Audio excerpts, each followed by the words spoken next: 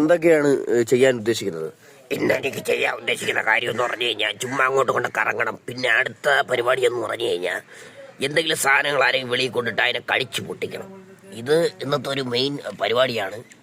പിന്നെ വേറെ എന്ന് പറഞ്ഞാൽ പാപ്പം തിന്നണം. ഉച്ചയ്ക്ക് ബിസ്ക്കറ്റും ചോറും പഞ്ചസാരയും ഇട്ട് എനിക്ക് പാപ്പം തരും. ആ പാപ്പം തിന്നതിന് ശേഷം ഈ നാട് മൊത്തവും കിടന്ന് ഓടണം.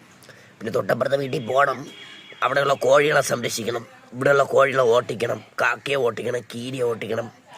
പിന്നെ ഒരുപാട് ജോലികൾ എനിക്ക് ഇന്നുണ്ട് ചെയ്യാൻ. പിന്നെ റെസ്റ്റിംഗ് ടൈമൊന്നും എനിക്കില്ല. ഞാൻ രാത്രിയും പകലും വർക്കിംഗ് ആണ്. ഇവിടെയുള്ള മുതലാളി എന്ന് പറഞ്ഞാൽ വെറും എരപ്പാളിയാണ്. പിന്നെ ഞാൻ ചെയ്യുന്ന ജോലിക്ക് എനിക്ക് കൂലി കൃത്യമായിട്ട് തരുന്നതുകൊണ്ട് മാത്രം ഞാൻ ഒന്നും ചെയ്യാതിരിക്കുന്നു. പിന്നെ ഞാൻ ഇവിടെ എന്ത് നശിപ്പിച്ചാലും എന്നെ അടിക്കാറൊന്നുമില്ല. ഭയമാണ്. പിന്നെ വെളിയിലുള്ള പട്ടികൾക്കാണ് എന്നെ ഭയം. മിനിയാന്നൊരു ഭീമസേനം പട്ടി വന്നു. ഞാൻ ഓടി വീട്ടിനകത്ത് കയറിയില്ലേ കടിച്ചു കൊല്ലും. പിന്നെ മുതലാളിയെ കാണിക്കാൻ വേണ്ടി ഞാൻ വെളി ഇറങ്ങി 2 കൊരയൊക്കെ കുരച്ച്.